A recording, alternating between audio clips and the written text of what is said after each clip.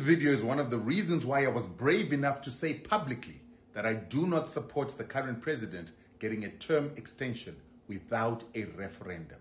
But it is also the video that made me say that I have lost confidence in my president. Good day, welcome back to our channel. So today we are going to talk about I'm going to show you a video of analysis from Rotendo. He was talking about the term extension, how it's destroying Mnangagwa's legacy after he promised to step down. Mnangagwa, as you all remember, he once promised us that he will step down. So they said by President Mnangagwa letting his supporters try to extend his term limit through violence and persecution of those who don't support his term extension.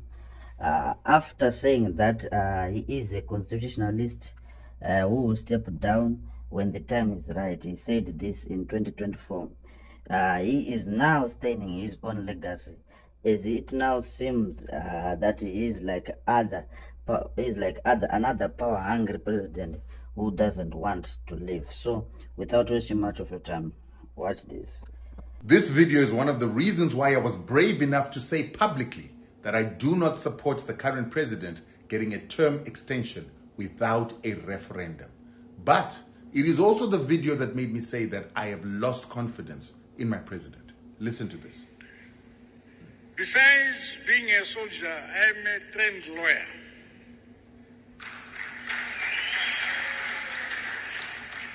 I'm a constitutionalist. I want our party, our leadership, our people to be constitutionalists. We must abide by the provisions of our constitution to the letter.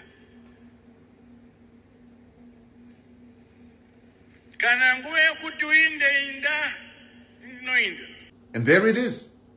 The first secretary of ZANU-PF and the president of ZANU-PF and also the president of Zimbabwe saying it unequivocally that ZANU-PF must adhere to the constitution. And he says that he himself is a constitutionalist. And he even goes on to say in Shona that when it is your time to leave, then you must leave. Those are unequivocal words. And that is a promise to us, the people, that he gave in 2024. And what he did not say over and above this is that he was one of the people that chaired the authoring of the very same constitution that we are talking about. He's one of the people that ensured that constitution is in existence today, and he's been honoring it by compensating white farmers for the developments they made on their land.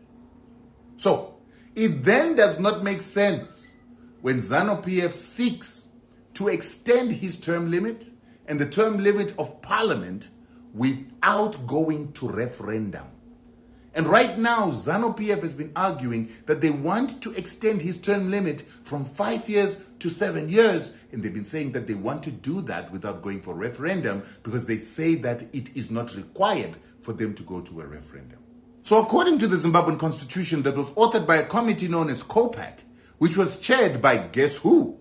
The current president of Zimbabwe, who was vice president of Zimbabwe then in 2013, he led the process of COPAC to create the current constitution that he says ZANU-PF must abide by. And that constitution says that if you're going to change a term limit, you've got to change the constitution and it has got to be voted for by parliament. However, that very same change to the term limit cannot be enjoyed by the incumbent or the person that is in office when the change takes place. So what this means is that the current president and the current parliament cannot be involved in voting for an extension of their own term for them to enjoy it, because clearly there is a conflict of interest.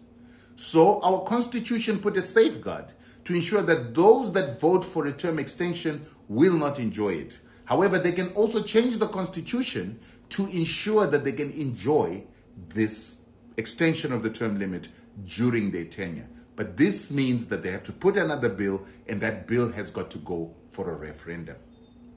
Additionally, Zimbabweans are also entitled, according to the same constitution, in the same section 328, to comment and participate in discussions about this extension of the constitution. But as you've seen, there's been violence, there have been arrests, and there have been persecution of those that are opposing this bill, and they have not been allowed to participate freely in the discussion about this. In the current consultations, they have been stopped from getting the microphone and giving comments. This is unconstitutional.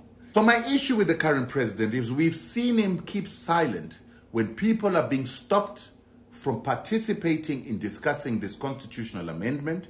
We have seen ZANU-PF thugs going to these events, beating up people, victimizing people, and the microphone not being given to those that are opposed to the process.